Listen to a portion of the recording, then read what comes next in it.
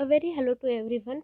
Myself, Professor V.V. Uttarwar from Kikiwak College of Food Technology, Nasik. So, in today's lecture, we will try to understand what is meant by post-harvest management of fruits and vegetables. So, with this, we will continue our subject of food technology syllabus for the semester. First, the subject is post-harvest management of fruits and vegetables. So, today we'll go for introduction, importance, and present status of post-harvest management. So, introducing post-harvest management or fruit and vegetable, it has been part of human diet since the down to the earth or down to the history. The systematic nutritional value of some fruits and vegetables was recognized in early 17th century in England. The fruits and vegetables are being rich source of vitamins and minerals known as the protective foods. Due to their high nutritive value, ready availability, and being inexpensive, they make significantly contribute to the human well-being. So, as we all know, they are very rich source of vitamins and minerals, also various organic acids, flavonoids, then nutraceuticals, all are available in fruits and vegetables. So, for that purpose, we consume them in our daily diet as well as they are a good source of various macro and micronutrients. Realizing the worth of fruits and vegetables is very important. So, what are the basic groups of food? So, that is nothing but perishable food material, semi perishable food material, and non perishable food material. So, the semi perishable sorry perishable food material is nothing but which is having a very less shelf life. They are highly prone to spoilage or deterioration. So the perishable food material nothing but they have a very large moisture content or more moisture content, approximately above 80% they are having moisture. We have an example of milk as well, some fruits and vegetables. All this belongs to perishable food material. Then there is a semi-perishable material having the moisture content intermediate in between perishable and non-perishable.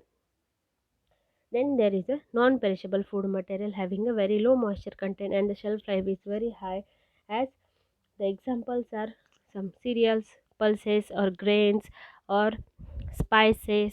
All this belongs to non-perishable food material. Also we have a meat, then fishes from perishable food material. So they are highly they are prone to highly spoilage. Then the importance of fruits and vegetables. Fruits and vegetables are the treasure of several vitamins, minerals, phytonutrient fibers which acts as a protective foods that imparts health benefits such as preventing cardiovascular diseases, hypertension, obesity, diabetic, and cancer.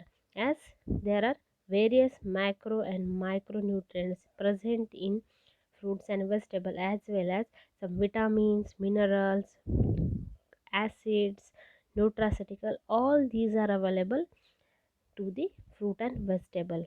So they have various functions in our body. Also, they work against various cardiovascular diseases, then hypertension or other diseases. They can prevent them in our body. Then fruits and vegetables are rich in ascorbic acid, which have beneficial effects of wound healing, antioxidant. Dietary source of vitamin C is essential since human being lacks the ability to synthesize it. Some fruits and vegetables are excellent source of beta carotene, which is essential for maintenance of eye health, folic acid, which prevents anemia. So these are examples of some nutraceuticals which are available in fruits and vegetables. Generally, fruits have various acids and nutraceuticals than the vegetables. So this is a production of horticultural crops for the year of 2018, 19 and 1920. So it in 1920 is quite more than the 1819. The source is agriculture ministry. Then the India is the second largest producer of vegetable and third largest producer of fruits, as the China is highest producer of these things. So this is a graphical representation of uh, production of fresh vegetable in world for the year of 2019. So in China is leading for the production of vegetable. So fruit and vegetable used for processing in different countries. So the percent of processing is mentioned in the second column in respective in country. So the Malaysia, Saudi Arabia, Philippines, they have a very large processing, about 83%, 80, then 78 respectively, followed by Brazil, Australia, USA, UK, etc. At last there is India. So the why India having this much low processing? So the India produces a very large quantity of horticultural crops. In word, the per capita consumption is very less over this over billion population. Major portion is being wasted at various stages from the production till it reaches the end user, and it's mainly due to inadequate facilities for processing. Delay in the use of harvested produce will affect its freshness, palatability, appeal, and nutritive value. Now we will understand what is our main topic. It is regarding harvesting, post harvesting technology. Okay, first of all, we will understand what is harvesting, and when then we will go for post harvest technology, nothing but PHT. So, harvesting is a specific and single deliberate action to separate the foodstuff with or without non edible portion from its growth medium. Nothing but it means that separation of fruit or vegetative from that mother plant after the complete physiological development of that respective part. So that is nothing but harvesting. It may be hand harvesting or machine harvesting. The plucking of fruits and vegetable is method of harvesting. The picture mentioned that regarding the harvesting, post harvest technology and post harvest management. So there are various definitions of post harvest technology or post harvest management. We'll go for only one. So it is defined as the branch of agriculture because it is involving horticultural produces. So it is a branch of agriculture that deals with all the operations right from harvesting or even pre-harvest stage till the commodity reaches the consumer.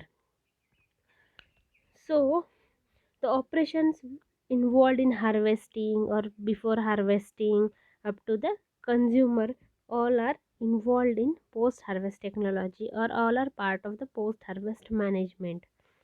So it is either in fresh or processed form or utilization of waste in proper manner. So the operations which are involved in before harvesting or after harvesting, even in fresh form or in processed form, all these are involved in post harvest management.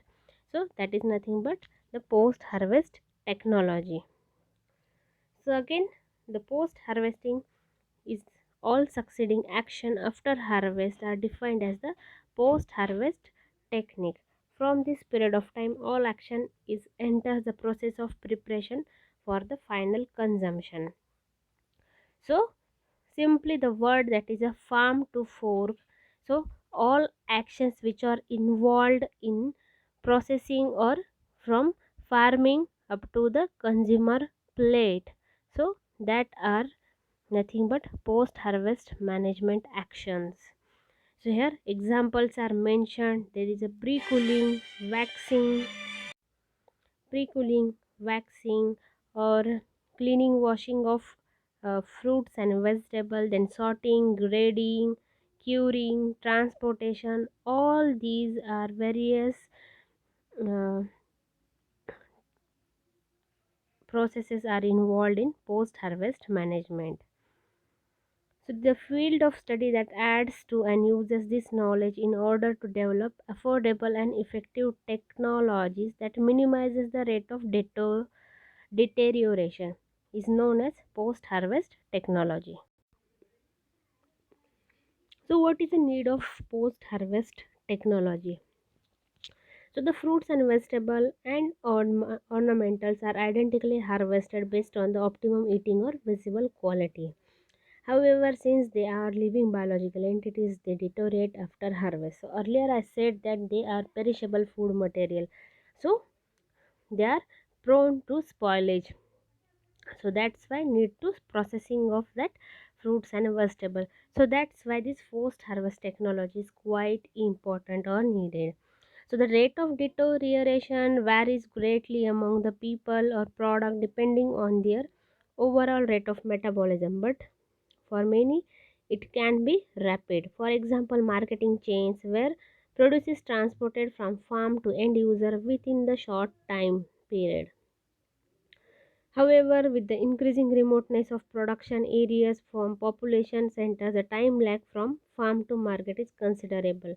So, as it is perishable food material, it can deteriorate or it can start deterioration while transportation process or while transporting of these produce from farm to city or any other place.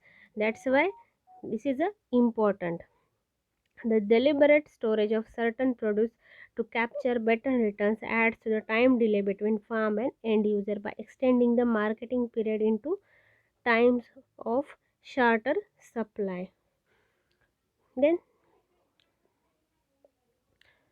the post harvest shelf life. The period during which consumption is considered acceptable is defined as the time of post harvest shelf life. Post harvest shelf life is typically determined by objective methods like overall appearance, taste, flavor, texture of the commodity. So, simply, shelf life is nothing but the acceptable life or the life from production to death. Okay, so the post harvest shelf life, it is a life from harvesting up to its acceptable condition. So that period is called as post harvest shelf life.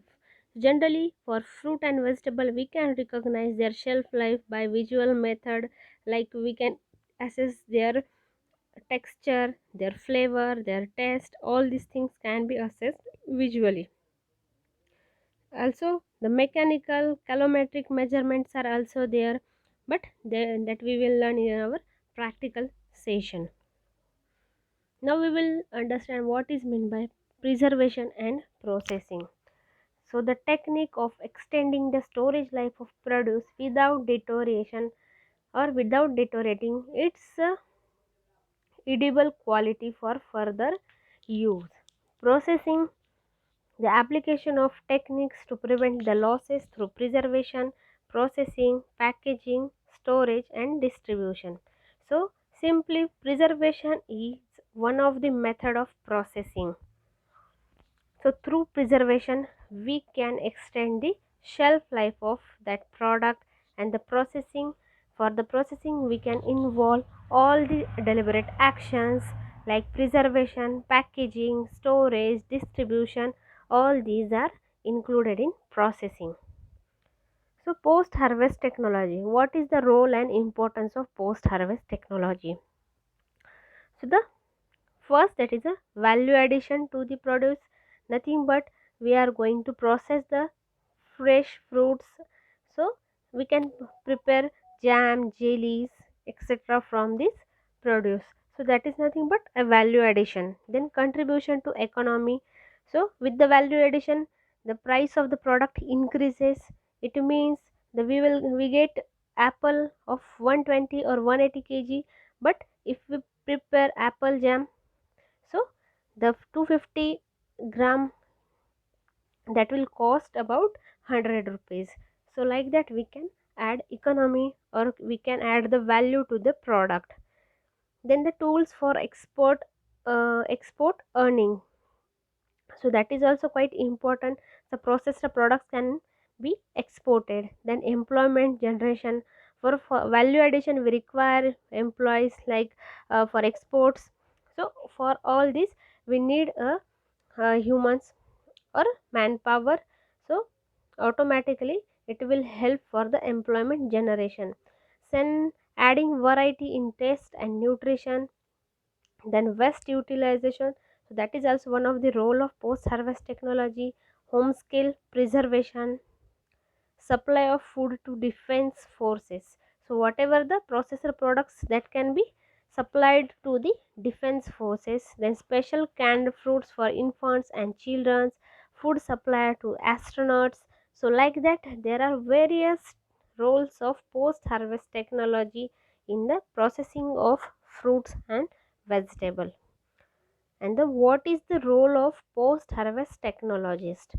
So to provide quality nutritious and safe food, to develop new product and technologies, and to develop new equipment and determine their efficiency with the help of processing. So this is all about the first lecture of post harvest management of fruit and vegetable. Thank you.